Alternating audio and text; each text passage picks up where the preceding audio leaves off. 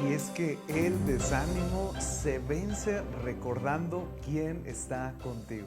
Y es una frase que hemos tratado de estar impregnando en lo más profundo de nuestro ser. Y no solamente impregnando, sino repitiéndonos una y otra vez y buscando que esta también sea una brújula para los días oscuros, para los días complicados, que amigos, familia, todos experimentamos días complicados. Experimentamos días con muchas preguntas, con muchas inquietudes, llenos de incertidumbre, días tormentosos, como aquella tormenta que tuvimos la semana pasada, el viernes pasado, acá en Querétaro, que nos preguntamos en qué momento va a terminar. Y es por eso que, como todos nos encontramos en medio de este trajín de actividades, de dudas, de procesos, de eventos que marcan nuestros corazones, debemos de aprender a identificar en qué momento. Es darnos cuenta que es un punto de inflexión para crecer o sencillamente para pausar en algunas cosas. La serie de No te rindas, hemos estado hablando de diferentes aspectos, hemos hablado que la vida no es una trajinera por allá de Venecia, que está así bien tranquilita, increíble, hermosa en esas postales. No, es más como unos de esos rápidos en donde a veces estás arriba, donde a veces estás abajo, donde parece que todo está soleado. Hemos estado hablando que no te rindas es entender que Dios está en control de todo lo que puede estar ocurriendo en nuestra vida. Y por eso es que tenemos que recordarlo una y otra ocasión, porque al final del día somos seres humanos olvidadizos y que nuestra tendencia, amigos, no es la de acercarnos más a Dios. La tendencia natural es de regresar a nuestras viejas prácticas, a nuestros viejos hábitos, a nuestras viejas maneras de hacer las cosas por nuestra propia cuenta y creer que nosotros somos Superman y que podemos librar las batallas como sea, y eso no es el plan de Dios. Por eso es que en No te rindas, en esta serie que ha llevado 4 capítulos, hoy el número 5, hemos estado hablando de 5 puntos importantes y también hemos recordado, por supuesto, que el desánimo siempre llega. El desánimo siempre llega, no importa la edad, no importa el género, no importa tu sistema de creencias, no importa tu nacionalidad, siempre va a existir el desánimo. ¿Por qué?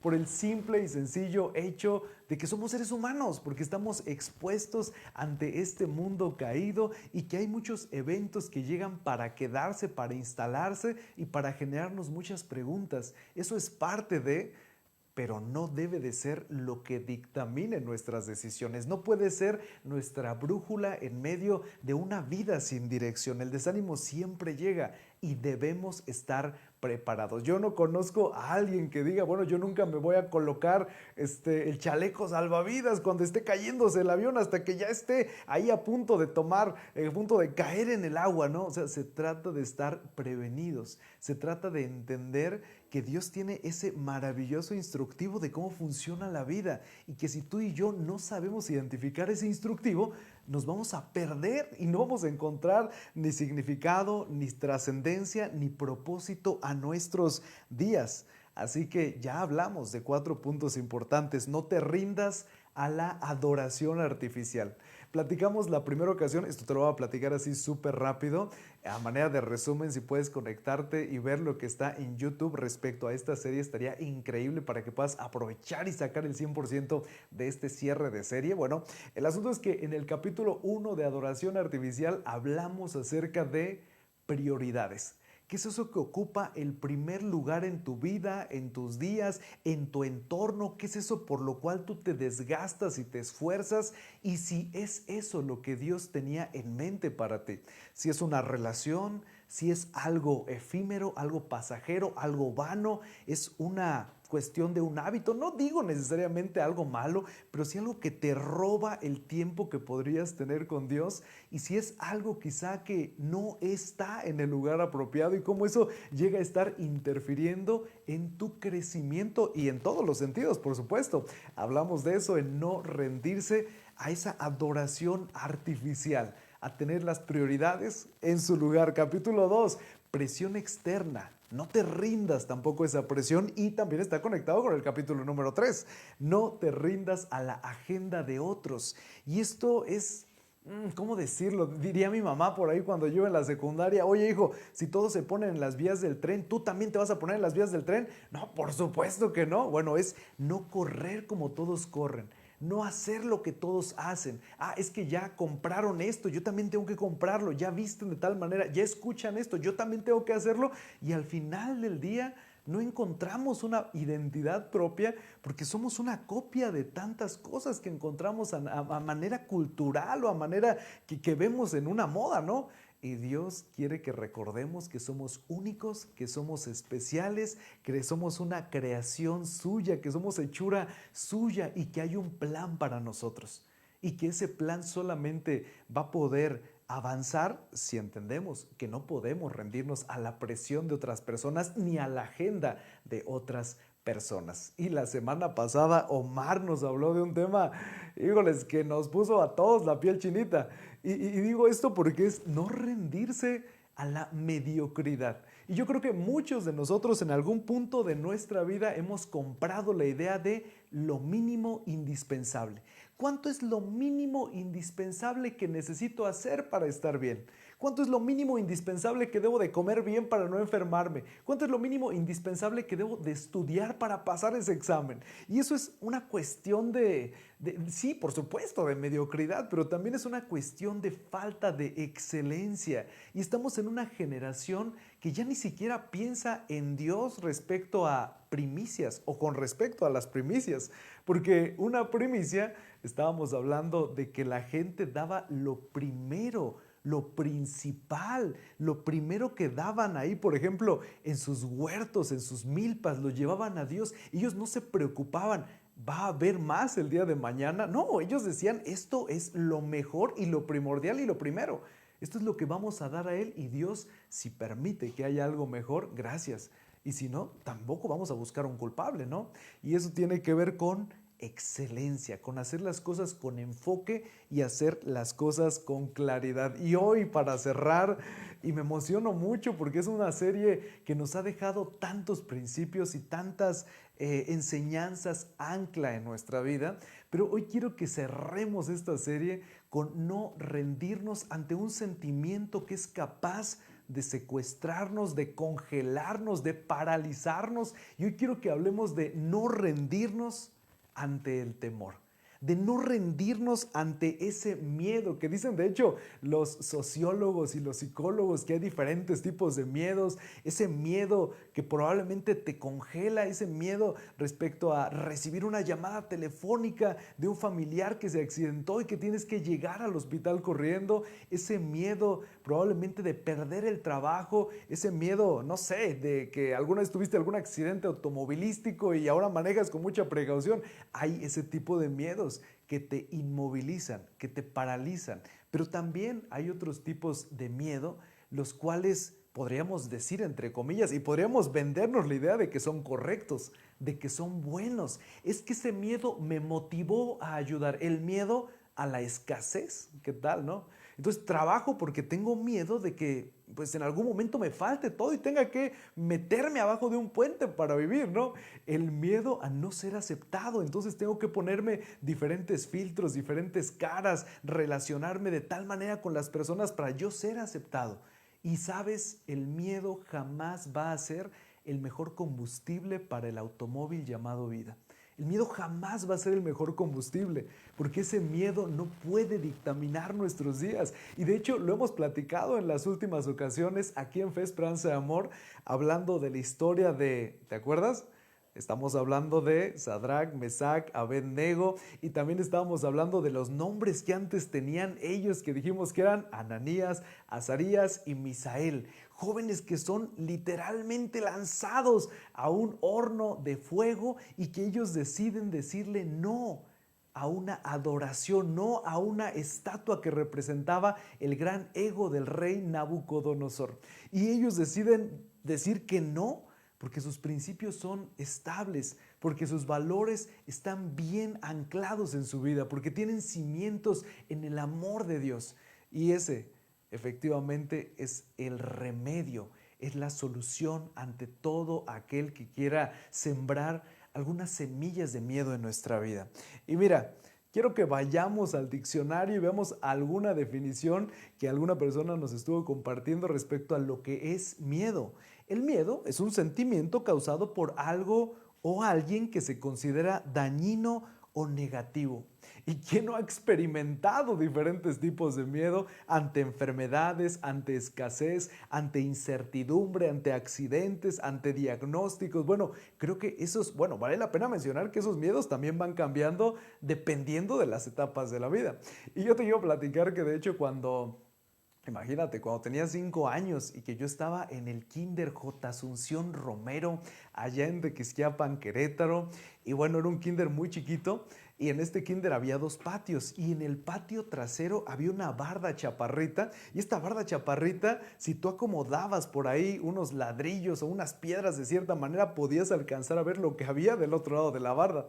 Y era una cosa bien interesante, porque no sé, yo de verdad no sé en qué momento se diseñó ese pensamiento, esa idea, que esa barda que colindaba con una casa grande y abandonada, que en esa casa vivía una bruja y que vivía una bruja. No, hombre, de verdad que todos los niños teníamos un miedo increíble a acercarnos a esa barda y si se te perdía una pelota o si por accidente volabas el balón, ya mejor la tenías que dar por perdida porque pensar en esa casa embrujada, pues era pensar en perder la vida, ¿no? Yo me acuerdo muchísimo de una ocasión que un niño se brincó porque también, no, creo que se le fue por ahí un avioncito que le habían regalado a sus papás de cumpleaños, un avión bonito, y se le fue, no, pues él se saltó esa bardita y se fue por ahí, un chiquito de 5 años, al igual que nosotros. No, hombre, ¿te imaginas el gritadero de todos los niños ahí respecto a lo que estaba ocurriendo, pensando en esa bruja, pensando en la casa, pensando en todo?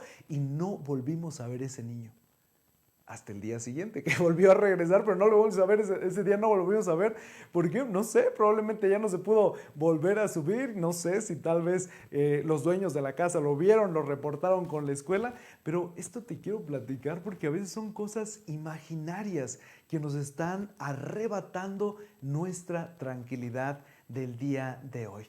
Y tal vez tú dices, ay, bueno, es una tontería, ¿no? Un pensamiento de niños. Pero vamos creciendo con diferentes miedos. Ahora te encuentras en la secundaria y tienes miedo a no ser aceptado. Tienes miedo a no encajar en diferente grupo. Estás en la preparatoria y como todos fuman, como todos toman, como todos practican diferentes acciones, tú dices, bueno, es que si no lo hago, probablemente va a haber un miedo a ser rechazado. O estás terminando la secundaria, la preparatoria, digámoslo así, la preparatoria, hay un miedo a no quedar en esa universidad, a no elegir la carrera correcta, porque he escuchado que algunas personas eligieron una carrera y resulta que no era la que ellos querían y eso causó un caos en su casa. Y ahora te encuentras en esa sala de espera de las respuestas y no entras y entonces es que mis amigos están quedando y yo no estoy quedando. Avanza el tiempo, ya estás en la carrera. ¿Y cómo me voy a titular? ¿Por promedio, por tesis, por diplomado, por maestría? ¿Cómo? Y empieza una cuestión de ansiedad, de incertidumbre. Sales de ahí, bueno, ¿y mi trabajo? Si era un buen trabajo, no era un buen trabajo y tengo lo que necesito. Después tus amigos se casan y tú también dices, yo no me he casado, me estoy quedando atrás. Hay un miedo a la soledad. Avanza y bueno, ya tienen hijos, yo no he tenido hijos, entonces, ¿qué va a pasar ahí más adelante? Creces y creces y creces, ahora eres un adulto, ahora eres, no sé, tal vez eres abuelo y dices, bueno, ¿habré hecho un buen papel? Y te haces esa pregunta cuando ves que tus nietos o que tus hijos no buscan esa conexión, ese tiempo. Hay un miedo a la soledad, el miedo al nido vacío. O llega otro punto en el cual dices, ¿estaré dejando un legado? ¿O solamente estoy consumiendo oxígeno, no? O sea, hay muchas preguntas, hay muchas incógnitas, hay muchas cuestiones a las cuales tenemos que hacernos, pues, a la idea de que van a aparecer en algún punto y que tenemos que estar preparados, porque el miedo siempre nos susurra al oído diferentes cosas. Veamos algunos ejemplos. El miedo nos puede decir, hey, no eres lo suficientemente bueno. Estás solo así para siempre. Y tal vez el miedo te podría decir, la última ocasión que lo intentaste, fracasaste. ¿Para qué te haces expectativas? No te subas a ese escalón tan alto porque cuando te caigas va a ser terrible y te va a doler más. Y el miedo muchas veces nos congela y nos imposibilita. Otro tipo de cosas que nos podría susurrar el miedo, nunca lo haces bien. Siempre te equivocas, eres un bueno para nada, eres un inútil. Te lo dijeron hace tiempo y no ha cambiado nada. Es más, el miedo podría disfrazarse de un cuidador. O sea, te lo digo para que no nos vayan a lastimar, ¿no? Porque recuerda que la última vez nos lastimaron y nos lastimaron bien fuerte. No le importas a nadie. Sería lo mismo si no existieras, si no estuvieras. Imagínate ese tipo de pensamientos hasta dónde pueden escalonar. Otro tipo de cosas que nos podría susurrar el miedo. Dios está ocupado en cosas más importantes. No está ocupado en tus cosas, en tus problemas. Ay, se está ocupado en las pandemias, en las guerras, pero caramba, que en ese problema relacional. Y a veces creemos ese tipo de mentiras que nos dice el miedo y quedamos justamente estancados, quedamos imposibilitados, estamos como en un ascensor, estancados entre un piso y otro, sin saber hacia dónde movernos, sin saber hacia dónde dirigirnos. Y eso por supuesto que es un gran problema en nuestros corazones. Y déjame decirte que Satanás también es considerado como padre de mentira. Y entonces creemos eso y solo hace falta una duda. Hace falta una duda para que comencemos a alejarnos, porque nunca nadie se alejó de la noche a la mañana de tener una relación con Dios. Siempre se fue dando paso a pasito, se fueron dando esos baby steps, así poco a poquito nos fuimos alejando, fuimos normalizando algunas cosas, fuimos dejando de confiar en Él, fuimos dejando que nuestra fe cayera en un estado de coma, alimentamos nuestros miedos y un día esos miedos crecieron y nos dimos cuenta que nuestra fe no era tan grande como la fe que nosotros creíamos tener. Y es que solo hace falta una duda. Quiero repetirlo una vez más. Para que ese miedo nos imposibilite, para que ese miedo nos congele. Y eso es suficiente para hacer una brecha y para derrotarnos en una batalla que, asómbrate conmigo, una batalla que ya tenemos ganada. Y es que el miedo es un mentiroso. Así es. El miedo es un mentiroso. El miedo no puede hacer las cosas que dice. Solo se ocupa de que lo creamos, de que le creamos. Y entonces, solamente entonces, el miedo siempre te termina encerrando en una prisión. En una prisión de frustración, en una frustración de enojo, en una prisión de irascibilidad. Y de verdad, hay gente que incluso no puede recibir ningún comentario en su persona en lo absoluto porque inmediatamente se enciende, inmediatamente explota. Y es que muchas veces es un miedo que se quedó acumulado, almacenado y que ahora se está manifestando de otra manera, porque esa explosividad tiene una raíz más profunda que tal vez no nos hemos puesto a pensar en dónde comenzó. Y sabes, Dios quiere, como un gran arqueólogo, ir hacia lo más profundo de nuestras vidas. Quiere ahí rascar en lo más profundo para sacar eso, para sacar esas mentiras que el miedo llegó a sembrar y para que entendamos que Él quiere que confiemos en Él, que no confiemos en nuestras propias fuerzas, que no confiemos en un horóscopo, en una temporada difícil, que confiemos en su amor, en sus promesas, en que Él siempre ha estado ahí. El gran problema de todo esto es que hay oportunidades que perdemos todo el tiempo por el miedo a algo. Y te voy a decir algo súper impresionante.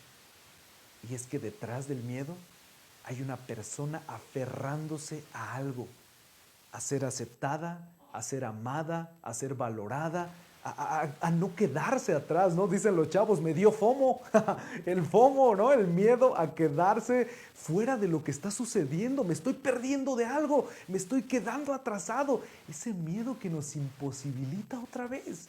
Y Dios no quiere que vivamos con esa ansiedad, Él no quiere que vivamos con esa angustia. Y quiero que leamos juntos lo que nos dice Mateo 8 en el versículo número 23, que justamente nos está hablando de un episodio en donde Él mira a Jesús, a sus discípulos y les dice, no tengan miedo.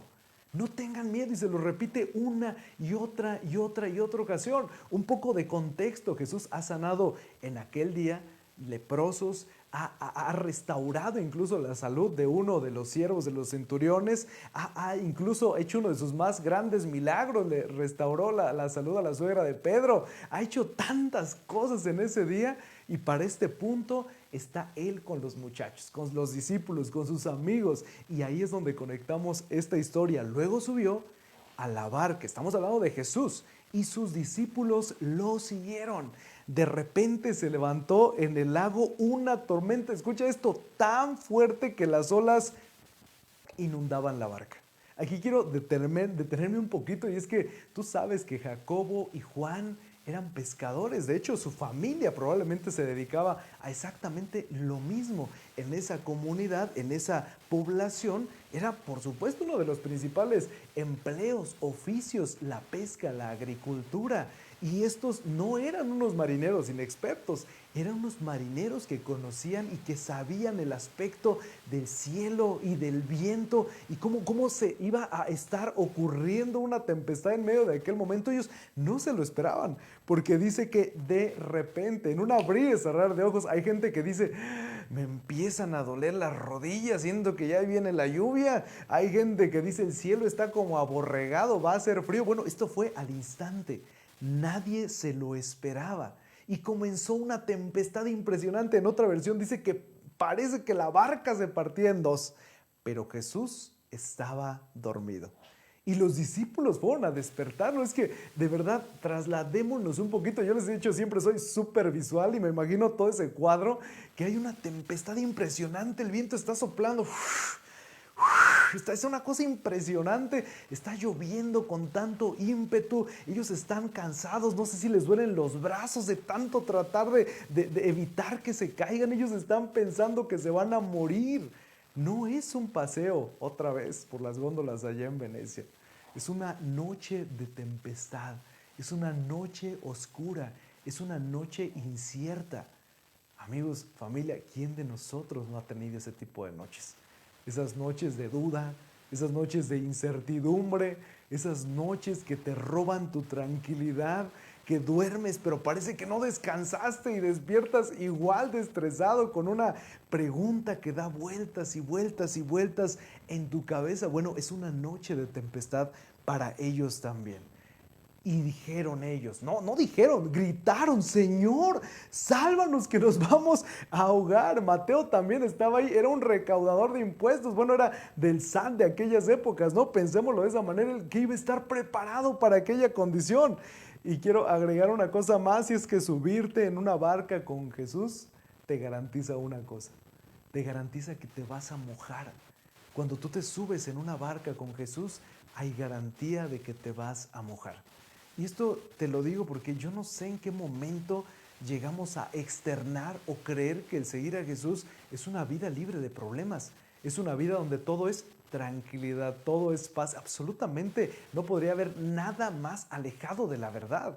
Pero muchas veces la gente cree que es de esa manera, y cuando llegan los problemas, los infortunios, las luchas, las batallas, como hay una cuestión de incomodidad, como si hubieran comprado un boleto que era falso.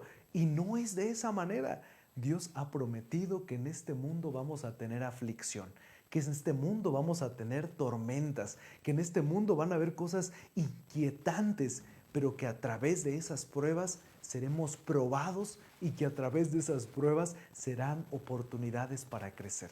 Muéstrame una persona que ha tenido muchos problemas y que ha atravesado esos problemas tomado de la mano de Dios, y te mostraré a una persona altamente, o cómo decirlo, llena de sabiduría, altamente agradecida, altamente empática. Muéstrame una persona que diga: caramba, que a mí los problemas nunca tocan mi vida. Y te mostraré a alguien que no se está poniendo el chaleco salvavidas, alguien que no se está preparando, y que va a llegar la tempestad y que va a voltear de un lado a otro, y independientemente del sistema de creencias va a decir: ¿y dónde está Dios? ¿Qué está pasando aquí a mi alrededor, no? Otra versión, bueno, no otra versión, Marcos lo expresa de la siguiente manera. Marcos es explícito en este relato. Estábamos leyendo Mateo. Ahora Marcos, que escribe la biografía de Jesús, dice que ellos comenzaron a decir: Maestro, ¿No te importa que nos ahoguemos? Y yo no creo, yo lo estoy diciendo suavecito, pero yo creo que, híjole, era una cuestión de desgarrarse la garganta, ¿no? Probablemente están en su último día de vida y el maestro se encuentra durmiendo. Y ellos están desesperados, están angustiados. Y es que eso es justamente lo que hace el temor. El temor corroe nuestra confianza en Dios. El temor drena nuestra fe, nos arrebata la tranquilidad. El temor nos impide ir al patio trasero del jardín de niños por miedo a que aparezca algo. Te roba esa tranquilidad que Dios quiere darte. Y después, en ese momento, Jesús va a mirarlos a ellos a los ojos y les va a decir: hombres de poca fe, contestó. Y hace esta pregunta que yo creo que nos hace a todos nosotros: ¿por qué tienen tanto miedo? Y yo muchas veces pongo mi nombre en este punto. Néstor, ¿por qué tienes tanto miedo? ¿Por qué estás tan congelado ante esa situación? ¿Que no entiendes lo grande que es Dios y lo que Él puede hacer y que sus planes siempre son para bien? Y que no importan los resultados y que no importa lo que pase, Él estará contigo. Necesitas fe en todo el proceso. Necesitamos creerle solamente a Él. Y entonces quisiera que agregaras tu nombre también ahí. Agrégale tu nombre. ¡Hey! Ana de poca fe, Roberto de poca fe, Carlos de poca fe. Yo me pongo en primer lugar, Néstor de poca fe. ¿Por qué tienes miedo? ¿Qué es eso que está enterrado y que no te has dado cuenta y que hoy has normalizado, pero que realmente es algo más profundo ese miedo? Entonces, dice el relato, se levantó Jesús y reprendió a los vientos y a las olas y todo quedó completamente tranquilo. Y fíjate, una vez Marcos es súper explícito. Marcos dice que le dijo a la tempestad: calla, enmudece. O sea, de una manera, híjoles, inigualable. Y entonces los discípulos no salían de su asombro. Y decían, se volteaban a ver y decían: ¿qué clase de hombre es este que hasta los vientos y el mar le obedecen? Esto es una cosa que híjoles, difícil incluso de expresar con palabras. Los vemos a ellos después de la tempestad, que seguramente no volvieron a ser los mismos antes de la tempestad. Y es exactamente lo mismo en nuestras vidas. Tú y yo tenemos que recordar que Jesús está contigo en la tormenta. Y muchas veces es Dios, más bien, no muchas veces, siempre es Dios permitiendo esas tormentas con un propósito en particular. Quizá la noche es tormentosa, podría decir Dios, pero yo estoy contigo. Yo no te he dejado, no te dejaré hasta que haya hecho lo que he dicho. Yo estoy contigo hasta el fin del mundo. No debes de temer, no tienes que alejarte. Y fíjate nada más, hay una frase que se repite 365 ocasiones en la Biblia. En ese compendio, en esa biblioteca de 66 libros, hay una frase que se repite 365 ocasiones.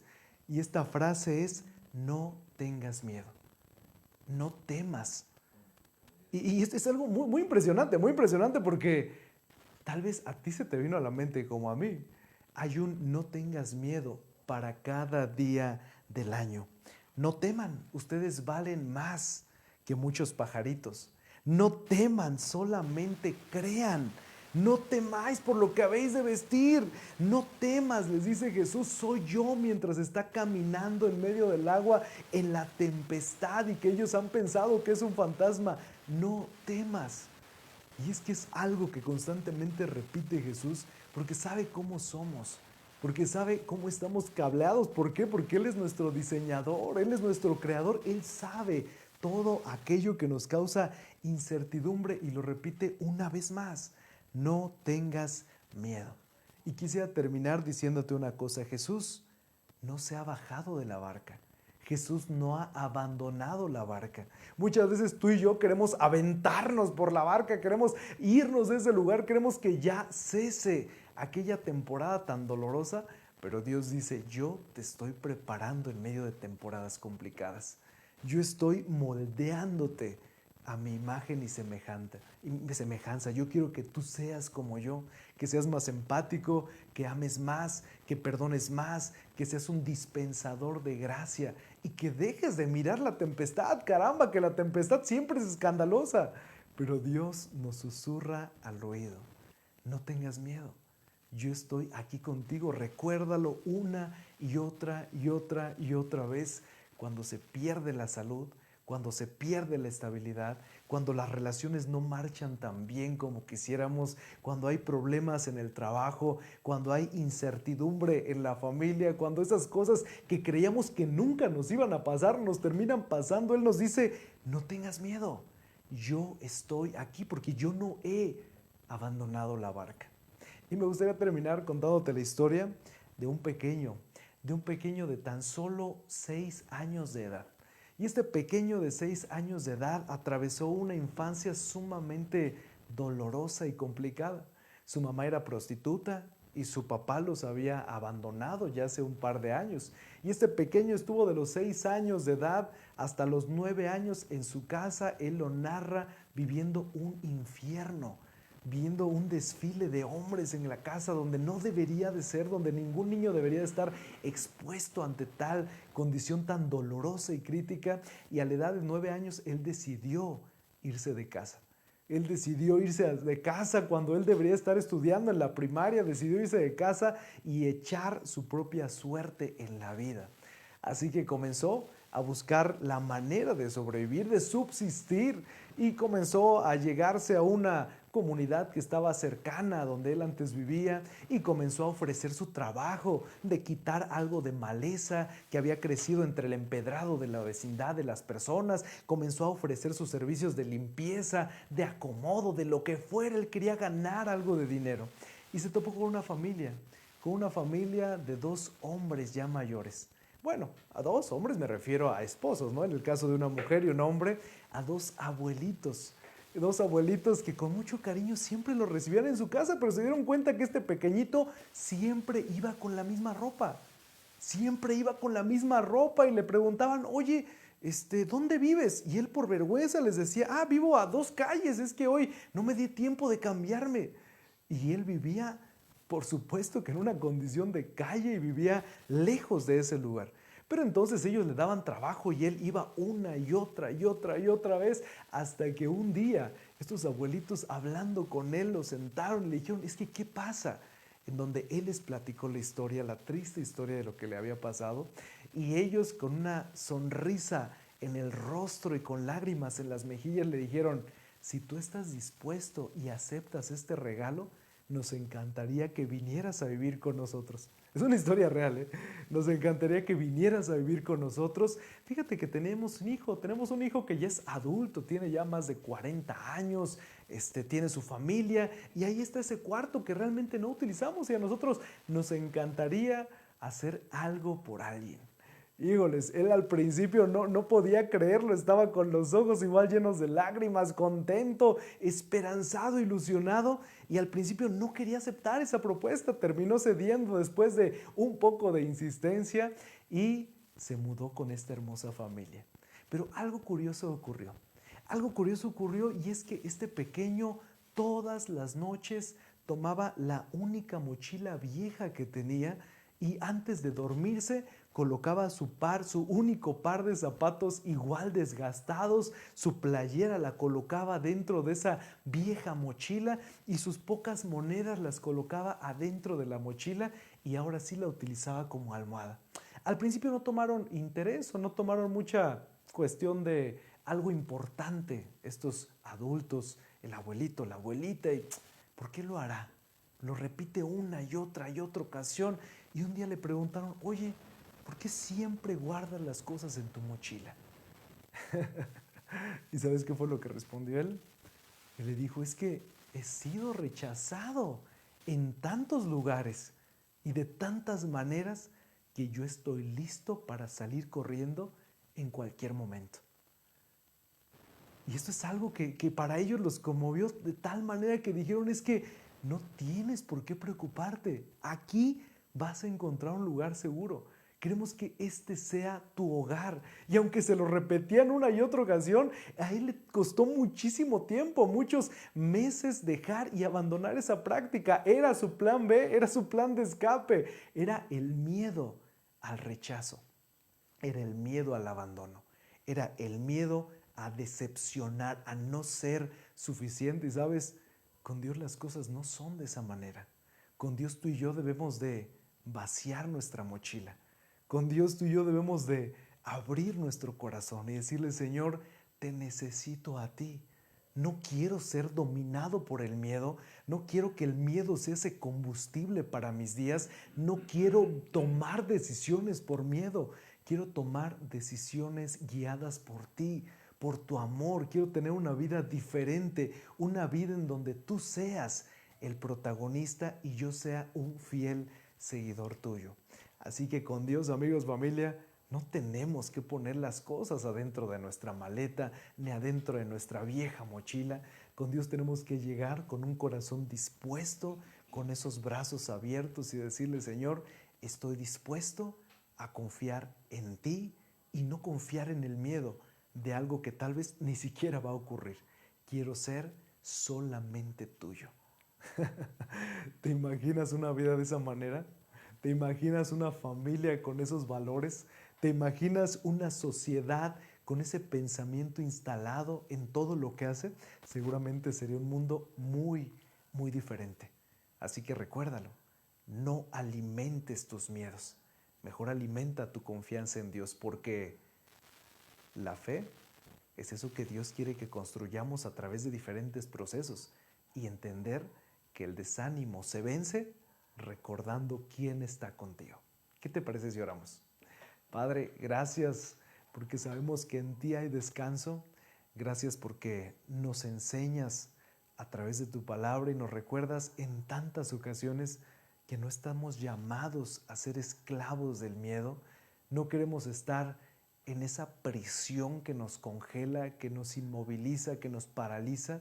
Queremos depender de ti cuando las circunstancias sean complicadas y también cuando las circunstancias sean buenas. Queremos amarte en todo momento y te pido, mi Dios, que nos des esa fortaleza en etapas críticas, en etapas complicadas, y que nos des esa permanencia en ti. Te agradezco, Señor, que tú nunca nos has dejado, y aunque hay veces que nos queramos bajar de la barca, nos recuerdas que tú vas al frente y que podemos confiar en que tus planes siempre son los mejores para nosotros. Te agradezco todo esto, Señor, y te pido nos perdones por las veces que hemos escuchado otras voces, por las veces que nos hemos querido rendir a la presión externa, a la agenda de otros, a la adoración artificial, a la mediocridad, al temor. No queremos rendirnos ante eso. Queremos rendirnos a ti en el sentido de estar contigo y servirte solamente a ti. Te agradezco, Señor, este tiempo que nos has dado, y te agradezco que nunca nos has dejado. En el nombre de Jesús pongo todo esto en tus manos. Amén.